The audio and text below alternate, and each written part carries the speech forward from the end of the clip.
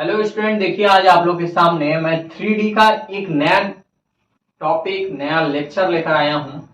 देखिए angle between two lines, angle between two lines. मैंने अभी देखिए इसको एंगल बिटवीन टू लाइन यानी टू लाइनों के बीच का एंगल कैसे फाइंड किया जाता है 3D में, आइए उसको समझते हैं। मान लीजिए कि यहाँ पे एक्स वाई जेड एक्सिस है, L1 और L2 दो ठो यानी P और Q दो लाइन है जो कि ओरिजिन से इंटरसेक्ट करते हुए जा रही है। फिर यहाँ पे देखिए यहाँ थीटा एंगल बना रहा है। देखिए ध्यान से थोड़ा सा समझने की जरूरत है।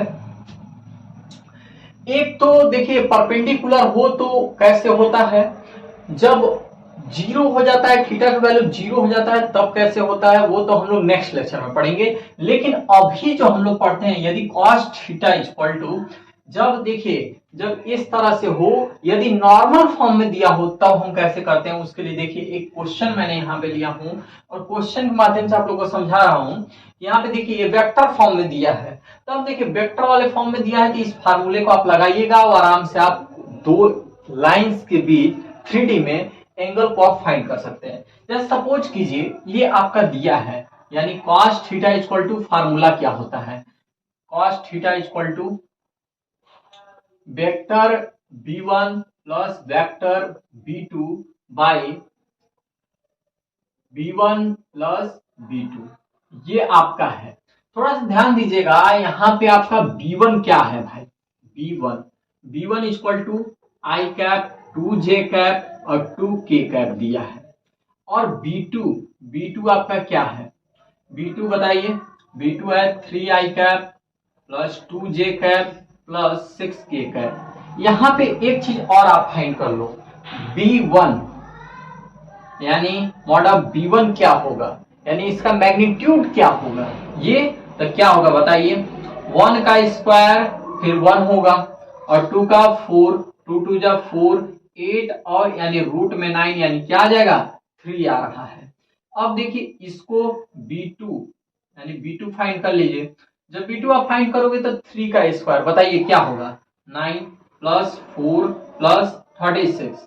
अब इसको ऐड कर लीजिए, 13 6 9 4 यानी 49 यानी कितना आ जा रहा है 7। ये देखिए अब क्या करना है भाई, इसी के जगह पे आपका सब का वैल्यू यहाँ पे निकल गया है, बस वैल्यू को पुट कर दीजिए। यहीं आगे कर लें, बताइए, कर लीजिए सर, कोई दिक्कत नहीं है। तो देखिए जब आप यहाँ पे वैल्यू को रखेंगे तो क्या आएगा, यहाँ पे b1 आपका क्या है, तो b1 आपका जो है उसको रख लीजिए, यानी i cap 2j cap plus 2k cap है। और b2 कितना है, b2 है 3i cap plus 2j cap plus 6k cap, यही है बाई। अब देखिए b1 आप तो निकाल चुके हो, यानी 3 इंटू 7, ठीक। अब देखिए आई कैप का आई कैप से मल्टीप्लाई आप करेंगे तो क्या होगा, 1 हो जाता है, क्यों, किसी का उसी से हम जब मल्टीप्लाई करते हैं तो 1 हो जाता है यार, सिंपल सी बात है। यहाँ पे हम डायरेक्ट लिख लें क्या, 3 हो जाएगा।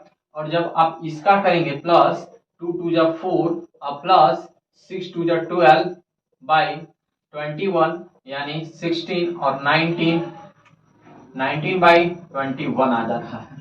यहां तक भी आपका क्लियर है, यानी cos थीटा इक्वल टू 90/21 आ रहा है, तो थीटा इक्वल टू क्या होगा, cos इनवर्स 19/21। यही आपका एक आंसर हो गया। ये देखिए यदि वेक्टर फॉर्म में दिया हो तब हम कैसे सॉल्व करते हैं, इसका वेक्टर कैसे, इसका हम एंगल कैसे फाइंड करते हैं। देखिए यहाँ पे थीटा की वैल्यू आपको निकल गया। लेकिन ठीक इसी तरह से थोड़ा अब देखिए कार्टेशियन फॉर्म में दिया है, तो इस फॉर्म में दिया है ना भाई, तब इसको हम लोग कैसे सॉल्व करेंगे आइए समझते हैं। बस इसको कुछ करने की भी जरूरत नहीं है, बस इस फार्मूले पे रख देना है। तो यहाँ पे आपका रेशियो, यानी जो रेशियो होगा वो क्या होगा, रेशियो थोड़ा सा ध्यान से देखिएगा। रेशियो जब हम निकालते हैं तो इसका यानी फर्स्ट लाइन, ये आपका फर्स्ट लाइन का इक्वेशन, ये सेकेंड लाइन है, तो फर्स्ट लाइन का जो रेशियो होगा डायरेक्शन रेशियो DRS यानी कितना होगा 354, और इसका DRS कितना हो रहा है आपका 112। क्लियर है। जब दोनों का मुझे पता हो गया, यानी A1 B1 और C1, A1 B1 C1 और A2 B2 C2। जब इतना आपको निकल गया भाई तो अब कुछ करने की जरूरत नहीं है, बस फार्मूले पर रखो। यानी cos थीटा इक्वल टू क्या होता है, A1 आपका कितना है, A1 बताइए 3 है, फिर A2 1 प्लस B1 5, फिर B2 1 plus 4 into 2 by root में A स्क्वायर यानी इसका स्क्वायर, किसका स्क्वायर 3 का स्क्वायर, यानी 9 प्लस 25 प्लस 16। अब देखिएगा इसका क्या होगा जी, 1 का स्क्वायर प्लस 2 प्लस 3। अब इसको आप सॉल्व कर लीजिए, बहुत प्यार से सॉल्व कर लीजिए। क्या आएगा, 3 आ रहा है प्लस 5 आ रहा है प्लस 8 आ रहा है। यहाँ पे इसका क्या आ जा रहा है बताइए, 9 और 25, 9 और 25 34 और 6 10 4 5 यानी 50। आप सॉल्व करेंगे तो 2 2 जा 4 हो जाएगा, यानी रूट में ये आपका 6 हो जा रहा है। तो यार सिंपल सी बात है, अब कुछ करने की जरूरत नहीं है, बस इसको आप कैलकुलेशन कर लो, 8 2 जा 16 और बाई रूट में 15 और 6।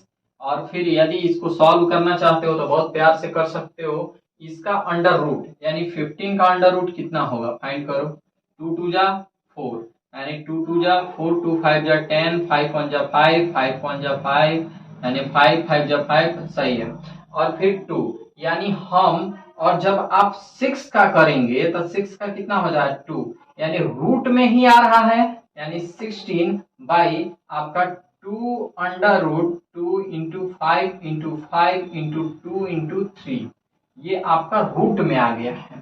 ठीक है, थोड़ा सा सही से इसको लिख लीजिएगा। और जब आप दो दो का जोड़ा मिलाओगे तो क्या क्या बन जाएगा भाई, 16 बाई 10 रूट में 3 आ जा रहा है।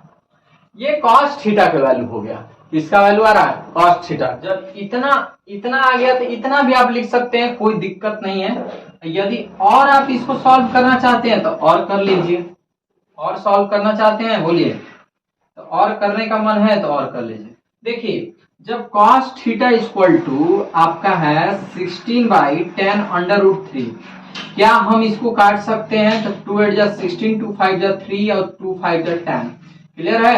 अब देखिए यहाँ पे रूट 3 है, ठीक है, रेशनलाइज कर लीजिए, 8 अंडर रूट 3 से ऊपर और नीचे मल्टीप्लाई कर लीजिए, यहाँ पे रूट 3 है, 5 under root 3 into 5 under root 3 यानी 8 अंडर रूट 3 बाई 15 हो गया।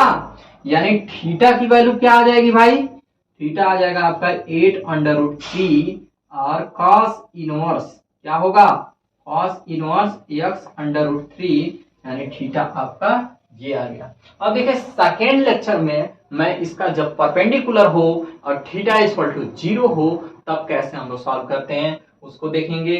बहुत इंपॉर्टेंट क्वेश्चन है, इस तरह के क्वेश्चन एग्जाम में हर एक बार पूछे जाते हैं, तो इसको जरूर आप लोग